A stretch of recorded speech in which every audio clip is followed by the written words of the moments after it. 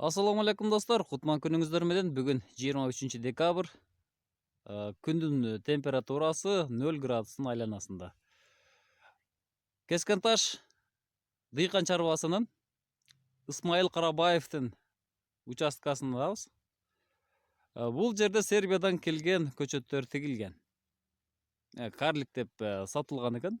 Азыр биз ошол Сербиядан келген карлик көчөттөрдү бир катар көрүп чыгайлы. Кандай формада берилген, кандай алып атат, мөмөсү кандай, бүгүн ушул боюнча тааныштырайын сиздер менен. Достор, бул карлик деп сатылган көчөт рекомендация бергенде буну жакын аралыкта тигүүнү сунуштаган экен. Ошондон улам бул көчөттөрдүн аралыгы 2-ге 1 метр аралыгында тигилиптир. Көчөттүн катар аралыгы 1 метрден, ортодогу жолу 2 метр аралыкта экен. Былтыркы жылы Гренни Смиттен 700 килограмм, Редчифтен 300 килограмм мөмө алыптыр. Бул бакка буюрса быйыл 5-жылдын жүзү кетип аттыр. Бул бакка форма кесе сымал формада берилиптир.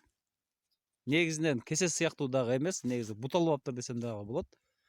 Бирок эки башына стойка отургузулуп, эки катар зым тартып байлаптыр.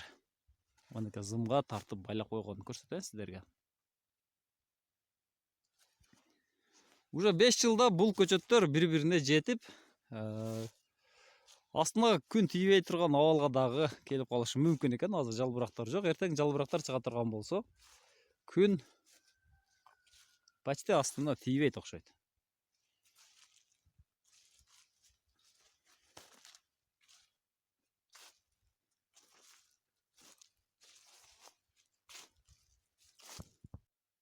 Зайырбек, бул карлик көчөттүн подвойу эмне экен?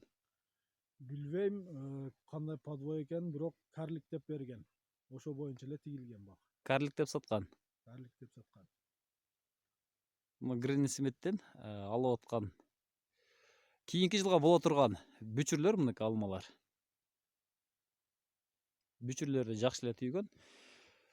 Бирок мунун формасын чашка формасында эмес, муну веретено же болбосо пальмета боюнча бериш керек эле. Жалгыз лидерлүү болсо, балким менин оюмча жакшы болмок.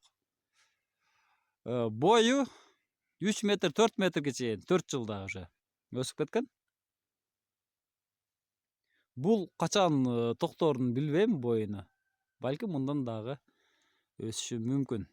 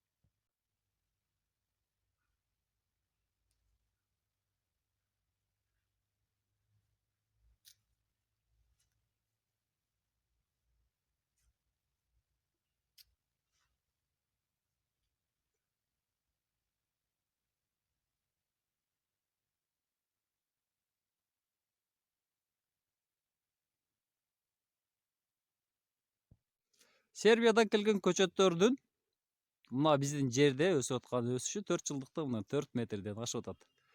Негизи биздин жерибизде карлик деп келген көчөттөр дээрлик ушундай бийик өсүүгө дуушар болууда. Азыр негизги көйгөй карликтердин боюн кантип токтотуш керек деген үстүндө агрономдор иштеп атышат. Сиздер менен Бага Өстүрүү Кыргызстан каналы болду. Саламатта туруңуздар.